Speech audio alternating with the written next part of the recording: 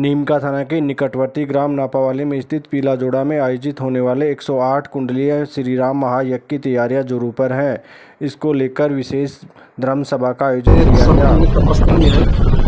यहाँ पर ब्रह्मचारी जी महाराज के शिष्य श्री ब्रह्मचारी जी महाराज ने शास्त्रों को बनाया और यहाँ पर अनेकों अनेक सिद्ध संत, उन संतों की प्रेरणा से और विश्व कल्याणार्थ ये प्रकृति में जो उथल पुथल चल रहा है, कहीं अनावृष्टि कहीं अतिवृष्टि हो रही है, अशांति हो रही है चारों तरफ, इस बात को विचार करके श्री नरसिंहदास जी महाराज ने सब लोगों से सबको साथ में लेकर के और उनने सनातन संस्कृति की रक्षा के लिए एक महायज्ञ का आयोजन किया।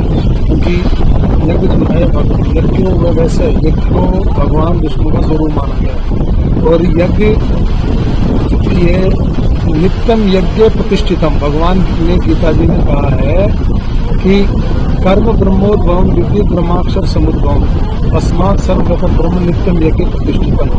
यानी भगवान नित्य यज्ञ के अंदर प्रतिष्ठित रहती है, नित्य प्रतिष्ठित रहते हैं और उससे पूरे जनमानस का सबका कल्याण होता है। तो ये नरसिंहदास जी महाराज ने उठाया और सब जनता जनार्दन इसको मिलकर पूरा करेगी, ऐसा देना चाहिए। जैसे गुरुद्वारे में देखो लंगर चलते हैं, वहाँ कितना ही बड़ा चाहे ब्रिगेडियर हो जनरल हो, वो सरदार लोगों की जूतियों को उठा के भी और उनकी बेगार करते हैं, सेवाएं देते हैं। तो थोड़ा सा नीचे झुकने में कुछ नहीं फर्क पड़ता। हमारा सनातन धर्म हिंदू धर्म तो बड़ा महान धर्म है, और हमारा युवा वर्ग अगर इतना आ गया और इसके अंदर मिल गया तो अच्छे संस्कार करेंगे, ऐसे से छुटकारा मिलेगा।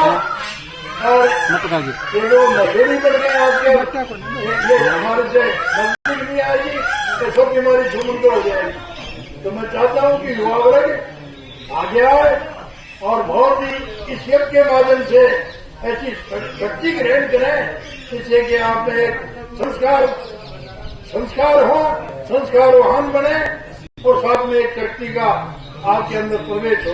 वो तो काम करती है, कभी दूल्हा बनता है तो बनता है, कटार बटारा रखते हैं सब। ये अपने घर में एक रखना है। अभी सांप भी चुरा है तो जाके ढूंढने इतना टाइम देंगे क्या बोला, वो तो तुरंत अटैक करेंगे सारे। इसलिए जागरूक भी रहे धर्म के प्रति, क्योंकि इस समय एक ये तो सब लोग को ठाकुर जी की कृपा है, नहीं तो ऐसे ऐसे अपने कानून बढ़ गए जो यानी हिंदुओं को समाप्त करने के लिए ऐसे ऐसे होते कानून। अब ये वक्फ बोर्ड क्या है, इसमें हम कुछ भी कहीं यानी पूरे देश की सुप्रीम कोर्ट, राष्ट्रपति, प्रधानमंत्री सब फैसले उसके सामने, यानी जो फैसला लेंगे वही लेंगे और वो जिधर हाथ रख देंगे कि जमीन हमारी, और उन्होंने कुंभ की जमीन पर दावा ठोक दिया। अरे कुंभ आज से चल रहा है, सतयुग त्रेता द्वापर से। ये जो भिलड़ी का इतिहास आता है, ये भिलड़ी पहले कोई राजरानी थी जो कुंभ में आई थी। अब भिलड़ी कब हुई थी, जब राम अवतार में थी, उस समय त्रेता युग चल रहा था। तो उस समय ये राजरानी थी, जब आई कुंभ के अंदर तो बाहर नहीं जा पाती थी। अपने महाराज से उन्होंने कहा कि मैं संतों की कथा सुनना चाहती हूँ। बोले कि देवी तू कोई साधा देवी और किसने नहीं है, तो बाहर नहीं निकल सकती।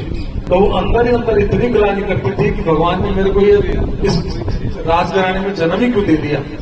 और फिर उसी गिलानी में उसने शरीर त्यागा और वो जाकर के भीलों के वहां पर जन्म ली। फिर और भीलों के जन्म लिया उसने, शादी के लिए बड़ी तैयारियां चल रही थी, जीव बहुत सारे भेड़ बकरे पता नहीं क्या क्या मारने के लिए। तो उसने देख लिया, बोले ये क्या है, बोले तेरी शादी में सबके लिए भोजन बनेगा। बोले मेरी शादी में तेरे जीवन की इंसान, वो पीछे से निकल के भाग गई और भक्ति चित्र को उठा करके और वहां संतों के बीच में रही, क्योंकि उसकी इच्छा थी, उसी की ओर से शरीर छोड़ा था कि मैं संतों के बीच में रहूं। और फिर उसी में रही। मतंग ऋषि ने उनको शरण दी, अधम जाति से थी, इसलिए संतों ने उसको थोड़ा वैभव भी कर दिया था। लेकिन वो जानते थे कि एक दिन इसके चलते ही भगवान इसको ढूंढते ढूंढते आएंगे। और ऋषि ने आश्रम शरीर छोड़ा, लेकिन वो कह दिया था कि देवी तू यही रहना, मैं जाना मत। एक दिन वो परात्पर ब्रह्म तेरे को ढूंढता हुआ यहाँ आएगा, वो तेरे को जाने को नहीं, वो तेरे को ढूंढता हुआ यहाँ पर आएगा। और भगवान वहां पर गए और फिर वहां भगवान के सामने उसने भगवत गति प्राप्त की। तो इसलिए वहां पर दावा ठोक दिया उन्होंने। और कहीं पर भी अपने खेत खलियान दुकान मकान कोई भी गांव के गांव खाली करवा लिया उन लोगों ने। अब वो कहीं न तो पुकार